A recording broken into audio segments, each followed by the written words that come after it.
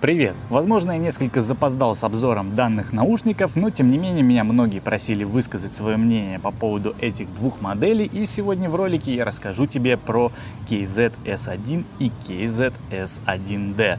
В белом цвете у меня представлены S1D, и в сером я заказал S1.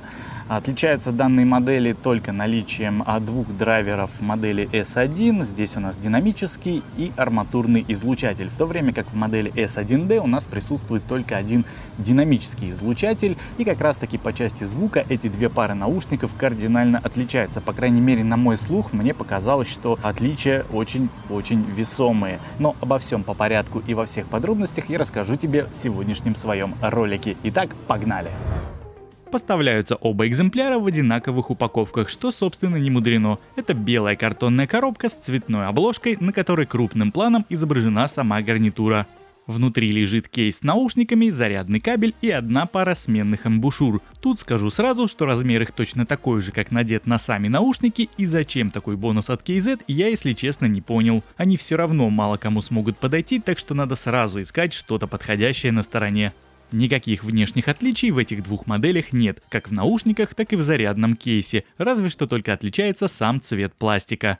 Кейс пузатый и имеет габариты по длине, ширине и высоте 70 на 41 и на 40 мм соответственно. Материал зарядного кредла представляет собой матовый пластик. Он довольно толстый в сравнении с другими бюджетными моделями наушников, и скорее всего именно поэтому кейс и выглядит довольно объемным. Ведь для таких размеров внутри установлен довольно небольшой по емкости аккумулятор на 300 мАч.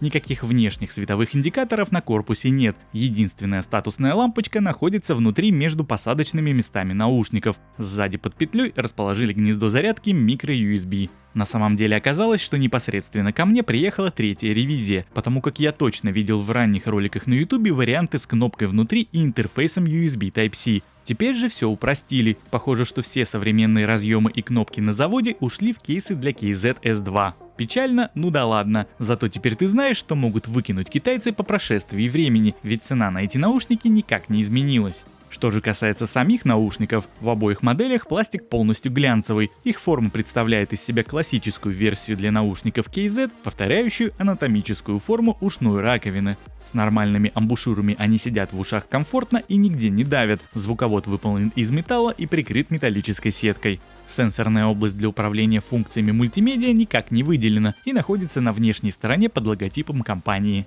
По одинарному тапу работает плей-пауза, а в режиме звонка по данному действию можно ответить на вызов или положить трубку.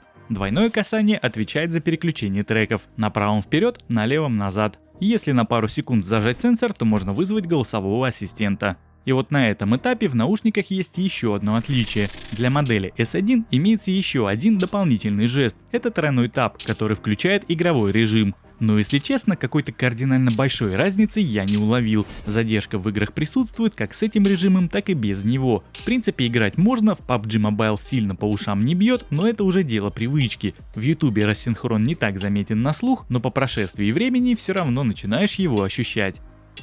Подключение к смартфону происходит по интерфейсу Bluetooth 5.0, а за передачу звука отвечает два аудиокодека на выбор. Это AAC и SBC. И вот что касается непосредственно звука, то, как я и говорил в самом начале, он в этих моделях разный. Благодаря арматурному драйверу в S1 верхушки звучат очень четко и резко, а динамический выдает довольно хорошую басовую линию. Но вопреки моим ожиданиям, средние частоты здесь провалены, и звук в целом не получается таким ровным, как в тех же KZ-S2, где установлено также два излучателя. Оттого лично мне по части звука показались более интересными наушники S1D. Здесь, по крайней мере, все понятно. Один динамический драйвер выдает хороший бас, немного утопленные средние и не задранные до небес верхушки. Частотный баланс здесь более приятный на слух, нежели в модели S1. Я бы даже сказал, что S1D это такой младший брат модели Z1, разве что только не обладает огромным запасом по громкости, но ее максимума здесь вполне достаточно для комфортного прослушивания музыки.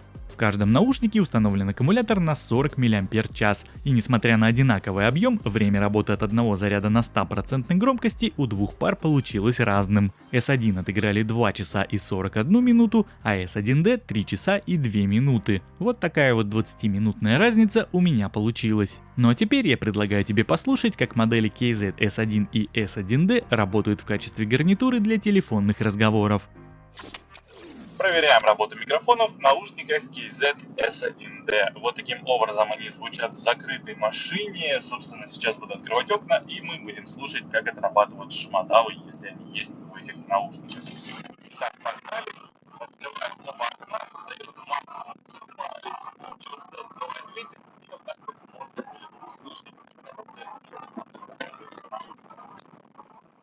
Ну и по традиции второй тест с печкой KZ S1D. Я сейчас прибавляю на двоечку, на троечку и на четверочку. Создаю максимум искусственного шума в машине, чтобы можно было понять, как вас будет слушать собеседник, если вы будете использовать эти наушники для телефонного разговора. Проверяем работу микрофонов в наушниках KZ S1. В общем, вот так вот они звучат в закрытой машине. Открываю окна вот таким вот образом. Создаю максимум ветра в машине, не шума и прочего. И вот так вот звучат микрофоны в таких вот условиях. Ну а теперь по традиции второй тест. Тест с печкой KZ S1. И вот так вот они работают на двоечку, на троечку и на четверочку я включил. И вот так вот можно посмотреть, собственно, есть ли шумодав в этих наушниках при максимуме выдува из печки. Вот так. По стабильности соединения картина в обоих случаях примерно идентичная, из чего я могу сделать вывод, что это не брак, а особенность самих наушников. Дело все в том, что уже на расстоянии 5 метров от смартфона они начинают кратковременно терять связь. Также впервые за долгое время мной было обнаружено прерывание сигнала во время поворота головы. Так бывает нечасто, но имеет место быть. Скорее всего, здесь всему виной именно способ их подключения. Несмотря на то, что любым наушником можно пользоваться по отдельности, оставив второй в кейсе, их подключение происходит последовательно. Сначала один привязывается к смартфону, а уже второй подцепляется к первому. В современных реалиях производители стараются делать это подключение независимым, но S1 и S1D модели не новые, оттого в них еще используется подобный способ подключения. Ну и подводя некий итог, что могу сказать. Если выбирать непосредственно из этих двух моделей, то лично мне больше понравились наушники S1D. В них более понятное и внятное звучание, да и как оказалось, по автономности они живут немного дольше, чем модель S1. А вот если взять к рассмотрению сразу 4 варианта из модельного ряда KZ, то бесспорным лидером лично на мой взгляд будет модель S2. Но в любом случае окончательный выбор как всегда за тобой. Я лишь постарался рассказать в своем ролике, что ты можешь ожидать, если закажешь одну из моделей беспроводных наушников KZ S1. Ну а на сегодня это все. Спасибо тебе за просмотр и до встречи в следующих видео. Пока-пока.